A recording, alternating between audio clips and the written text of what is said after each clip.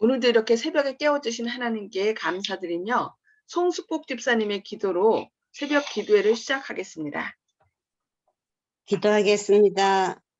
하늘에 계신 아버지 하나님, 오늘도 저희들을 일찍 깨워주시고 말씀에 참여할 수 있도록 도와주심을 인하여 감사드리옵나이다. 아버지 하나님, 목사님께서 말씀을 전하실 때에 성령의 능력을 더하여 주시옵시고 저희들은 그 말씀을 받아 감당할 수 있도록 역사하여 주시옵시기만 간절히 바라고 원합나이다.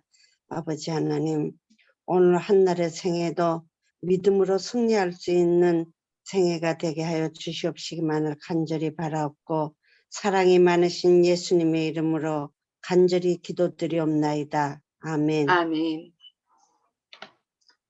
네, 감사합니다. 오늘은 사도행전 51장 충성스러운 부목사 베드로 마지막 부분을 함께 말씀을 살펴보도록 하겠습니다. 괴로운 경험이 그들에게 닥쳐오는 것은 하나님께서 당신의 자녀들을 인도하고 계시는 까닭입니다. 시련과 장애물들은 하나님께서 선택하신 훈련의 방법이며 그분께서 정하신 성공의 조건들입니다. 사람들의 마음을 읽으시는 하나님께서는 그들이 자신들을 아는 것보다 그들의 약점을 더 잘 알고 계십니다. 하나님께서는 어떤 사람들이 올바른 지도를 받는다면 당신의 사업의 발전에 성공될 수 있는 자격들을 갖추고 있음을 아십니다. 하나님께서는 당신의 섭리로 이 영혼들을 갖지 않은 지위와 여러 가지 환경에 처하게 하시사 그들로 하여금 자신들이 모르고 있던 결점들을 발견할 수 있게 하십니다. 하나님께서는 그들에게 이 결점들을 극복하고 사업에 적합한 자격을 구비할 기회를 주십니다. 때때로 하나님께서는 그들을 순결하게 하시기 위하여 고통의 불이 타오르도록 허락하십니다. 하나님께서는 당신께서 택하신 백성들을 간단 없이 돌보십니다. 하나님께서는 당신의 자녀들에게 그들의 현세와 내세의 유익에 기묘한 것 외에는 어떤 고통도 그들에게 닥치도록 허락하지 않으십니다. 하나님께서는 그리스도께서 당신의 지상 봉사의 기간에 성전을 정결케 하신 것처럼 당신의 교회를 정결케 하실 것입니다. 여기 보면은 하나님께서는 당신의 자녀들에게 그들의 현세와 내세의 유익에 기묘한 것 외에는 어떤 고통도 그들에게 닥치도록 허락하지 않으신다는 약속이 있네요. 그렇다면 우리에게 어떤 시련이 있다는 것은 그것을 통해서 우리가 우리를 내치려는 것이 아니라 오히려 우리를 어떻게 단련해서 하늘 그 자리에 꼭 필요한 자리에 우리를 있게 하시려고 우리를 단련시킨다는 것이죠. 그래서 우리가 어떤 시련이 왔을 때 우리는 그 약속을 붙잡고 내가 쓸만한 사람인가 보다. 그래서 나를 이렇게 단련하시는구나 라는 이렇게 생각을 전환하셔서 감사함으로 하나님 제가 어떻게 단련되길 원하십니까? 그러면서 하나님께 더욱더 나가야 될 것 같습니다. 하나님께서는 당신의 백성에게 시험과 시련으로 가져다 주시는 모든 것은 그들로 하여금 십자가의 승리를 진전시키기 위하여 더욱 깊은 경건과 더욱 큰 힘을 얻게 하는 결과를 가져옵니다. 베드로의 경험 가운데 그가 그리스도의 사업에서 십자가를 보기 원치 않았던 때가 있었습니다. 구주께서 제자들에게 임박한 당신의 고통과 죽임을 알리셨을 때 베드로는 주여 그리 마옵소서 이 일이 결코 죽게 미치지 아니하리이다 하고 부르짖었습니다. 고통 가운데서의 그리스도의 교제를 피하게 하는 자기 연민이 베드로로 하여금 이런 간언을 하게 하였습니다. 지상에서의 그리스도의 길은 고민과 굴욕을 통과하는 길이라는 사실은 그 제자에게는 쓰라린 공과였으며 그는 그 공과를 배우는데 느렸습니다. 그러나 그는 풀무불의 열기 속에서 이 교훈을 배워야 하였습니다. 한때 활동적이었던 그의 몸이 여러 해 동안의 수고와 활동으로 굽어졌을 때 그는 사랑하는 자들아 너희를 시련하려고 오는 불시험을 이상한 일 당하는 것 같이 이상히 여기지 말고 오직 너희가 그리스도의 고난에 참여하는 것으로 즐거워하라. 이는 그의 영광을 나타내실 때에 너희로 즐거워하고 기뻐하게 하려 함이라고 편지할 수 있었습니다. 그리스도의 양떼의 목자로서 그들의 책임에 관하여 교회의 장로들에게 사도는 다음과 같이 말하였습니다. 너희 중에 있는 하나님의 양무리를 치되 부득이함으로 하지 말고 오직 하나님을 뜻을 쫓아 자원함으로 하며 더러운 일을 위하여 하지 말고 오직 즐거운 뜻으로 하며 맡기운 자들에게 주장하는 자세를 하지 말고 오직 양무리의 본이 되라. 그리하면 목자장이 나타나실 때에 시들지 아니하는 영광의 면류관을 얻으리라고 우리에게 권면하고 있습니다. 부목자의 직임에 있는 이들은 주의 양떼를 조심스럽게 부지런히 돌보아야 합니다. 권세를 부리는 경계가 되지 말아야 하며 격려하고 용기를 주고 향상시키게 하는 돌봄이 되어야 합니다. 목회는 설교하는 것 이상을 의미합니다. 목회는 열렬한 개인적인 노력을 의미합니다. 지상의 교회는 그릇 행하는 남녀들로 구성되어 있는데 그들은 현세에서 간합될 일을 행하고 내세의 영광과 불멸의 관심을 받을 일을 행하도록 교육과 훈련을 받도록 받도록 할 참을성이 있고 주의 깊은 노력이 필요되는 사람들입니다. 하나님의 백성에게 아첨하지 않고 그들을 가혹하게 다루지도 않고 그들에게 생명의 떡을 먹일 충성스러운 목자들, 그들의 생애에서 날마다 성령의 변화시키는 능력을 끼치는 사람들과 저희가 위하여 수고하는 사람들에 대한 강하고 이기심 없는 사랑을 품은 그런 목사들이 필요합니다. 부목자는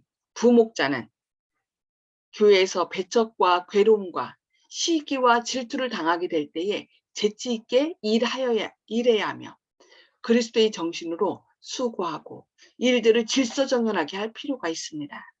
그러니까 모든 사람들은 부목자가 되는 거죠. 예수님이 목자고 또 예수님을 도와서 일하는 부목자가 돼야 될 것을 얘기하고 있습니다. 충실히 경고해야 하고 죄악을 책망하고 잘못을 시정해야 합니다. 목사는 이 일을 강단에서 뿐만 아니라 개인적인 수고로도 해야 할 것이라고 권면하고 있습니다. 고집스러운 마음은 그 기별에 성을 낼지 모르며 하나님의 종은 그릇된 판단을 받고 비난을 받을지 모릅니다. 그때에 하나님의 종은 위로부터 난 지혜는 첫째 성결하고 다음에 화평하고 관용하며 양순하며 긍휼과 선한 열매가 가득하고 편벽과 거짓이 없나니 화평케 하는 자들은 화평으로 심어 의의 열매를 거둔다는 사실을 기억하도록 하라고 권면하고 있습니다. 복음을 전하는 목사의 일은 영원부터 하나님 속에 감추었던 비밀의 경륜이 어떠한 것을 드러내게 하는 것입니다.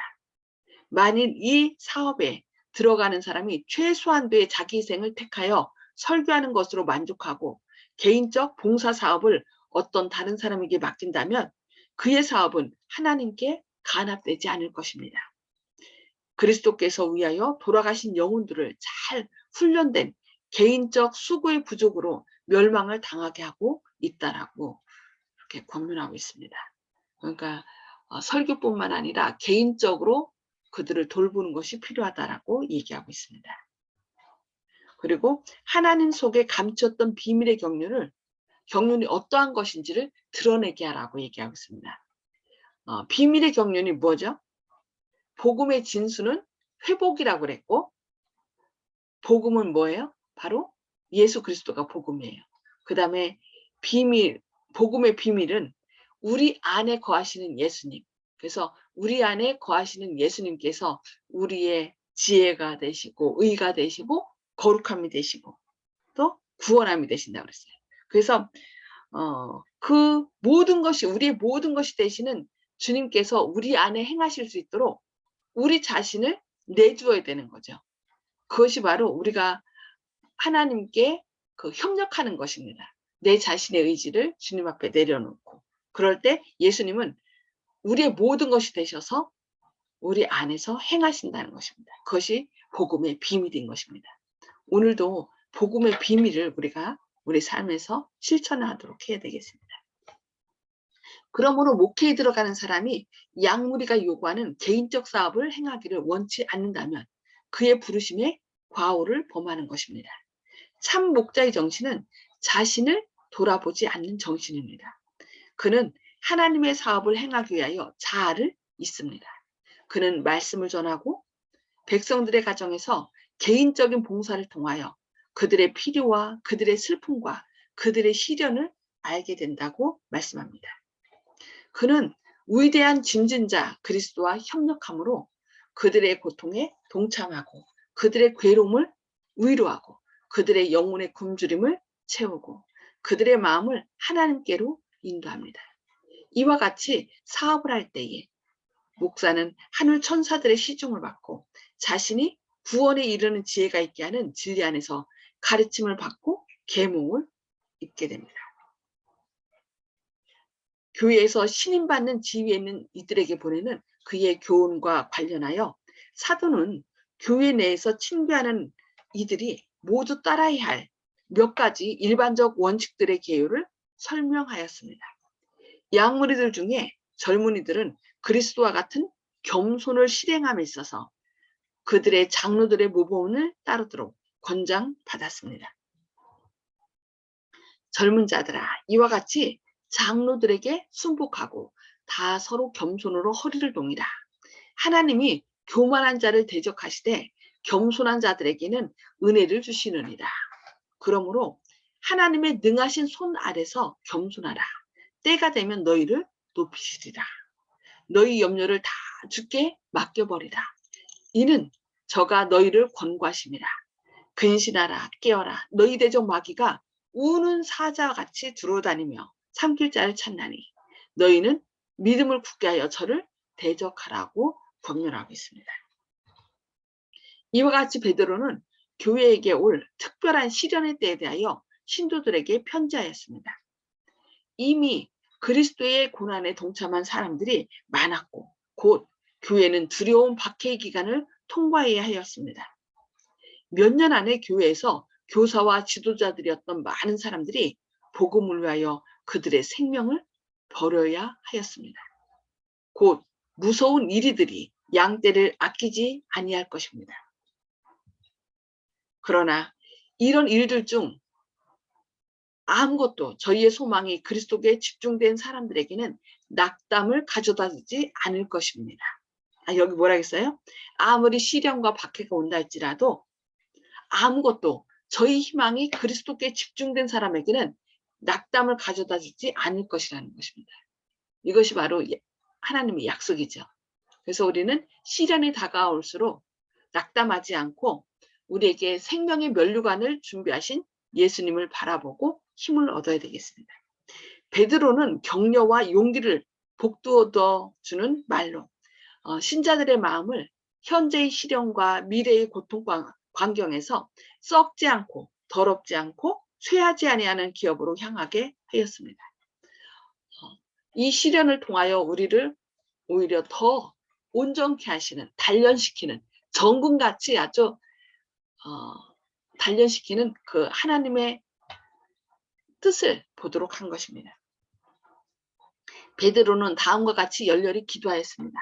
모든 은혜의 하나님 곧 그리스도 안에서 너희를 부르사 자기의 영원한 영광에 들어가게 하시니가 잠깐 고난을 받은 너희를 친히 온전케 하시며 굳게 하시며 강하게 하시며 터를 견고케 하시리라. 권력이 세세 무궁토록 그에게 있을지어다. 아멘. 예. 어떤 시련이 온다 할지라도 결코 절망하지 말고 오히려 우리를 온전케 하시는 하나님을 바라보는 가운데 힘을 얻으라고 이 베드로 부목자는 우리에게 권면하고 있습니다. 오늘 말씀을 여기까지 살펴보고요. 나눔의 시간을 갖도록 하겠습니다. 오늘 말씀을 통해서 성령님께서 깨우쳐 주신 말씀을 좀 나눠주시기 바랍니다. 음소거를 다 해제해 주시기 바랍니다.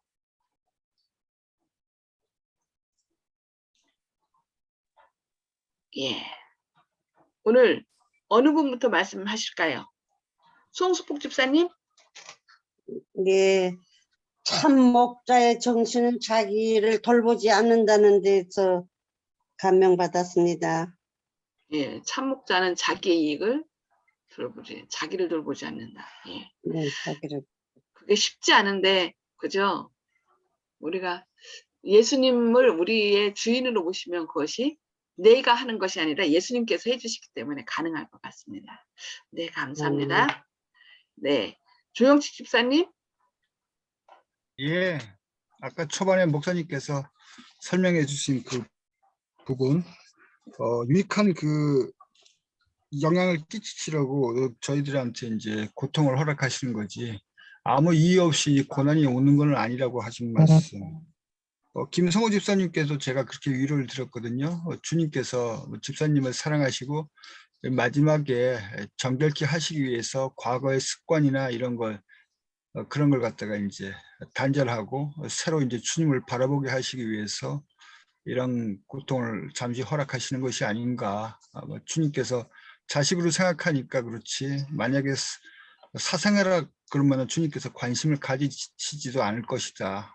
그렇게 위로를 드렸는데 오늘의 말씀과 부합하는 것 같습니다. 그래서 교회에 있고 또 주님을 모신다고 하는 사람들이 왜 시련이 올까 이렇게 생각하는 것이 아니라 마지막에 낙감하지 않는다는 것처럼 그럴 때 어떻게 우리가 반응을 어떻게 할까, 이거에 더 집중을 해야 되지, 내가 왜 시련을 받을까 이 생각보다는 주님께 내가 어떻게 보여야 되는가, 그런 생각을 해야 되겠습니다. 아멘. 아멘. 네, 감사합니다. 허장로님? 지도자는 겸손한 마음으로 자원하는 마음으로 또 이 양들 잘 돌봐야 된다는 걸 사실을 알았습니다. 예, 겸손한 마음으로 양들을 잘 돌봐야 된다. 네, 감사합니다. 윤장로님? 예, 우리가 이제 예수님을 믿고 신앙생활을 하면서 우리들은 항상 좋은 일만 있고 잘 되기를 바라는 경우가 있거든요. 베드로도 초창기에는 예수님이 십자가에 달리시는 것을 적극 만류하며 이렇게 했던 그런 것도 있는데요. 항상 뭐 우리가 좋은 일이 있기를 바라죠.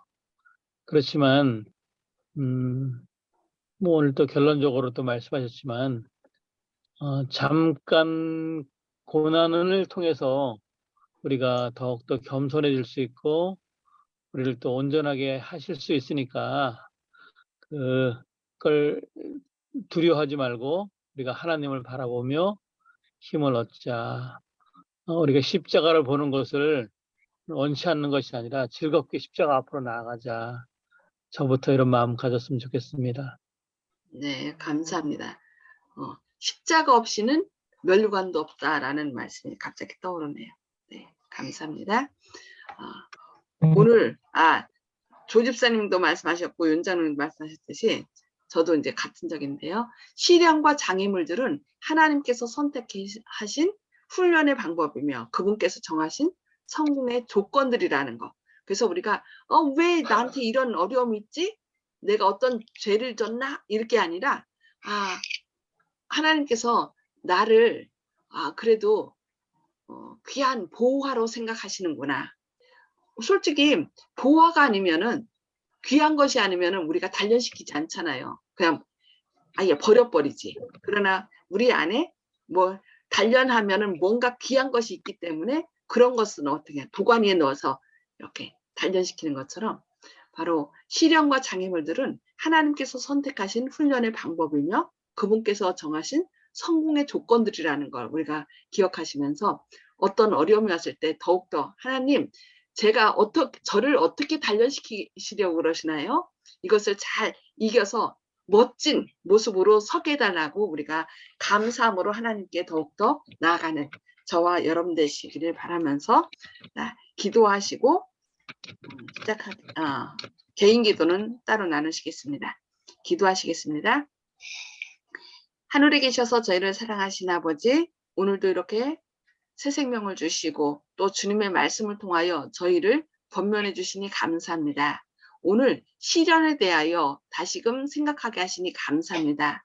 때로는 이 시련과 고통, 어려움들이 우리를 고통스럽게 하고 때로는 절망스럽게 하지만 절망의 눈으로 바라보는 것이 아니라 오히려 그 시련이나 또 어려움들이 우리를 단련시켜서 또 하늘 보좌에 가장 적합한 사람으로 우리를 재련시킨다는 것을 말씀해 주시니 감사합니다.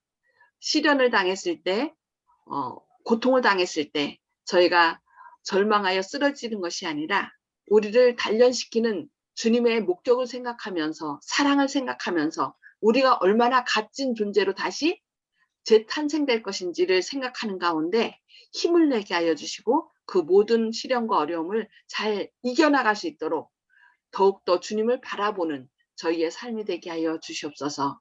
주님, 오늘도 우리 속에 있는 주님과의 관계를 끊는 모든 죄악들을 또한 사단의 모든 유혹들을 주님의 보혈로 제거하여 주시고 우리가 더욱더 정금과 같이 아름다운 모습으로 주님 앞에 나올 수 있도록 저희를 붙들어 주셨기를 바라오며 예수님의 이름으로 간절히 기도드리옵니다. 아멘. 아멘. 감사합니다. 오늘도 주님의 손 안에서 가장 멋진 모습으로 단련되시는 저와 여러분 되시기를 바랍니다.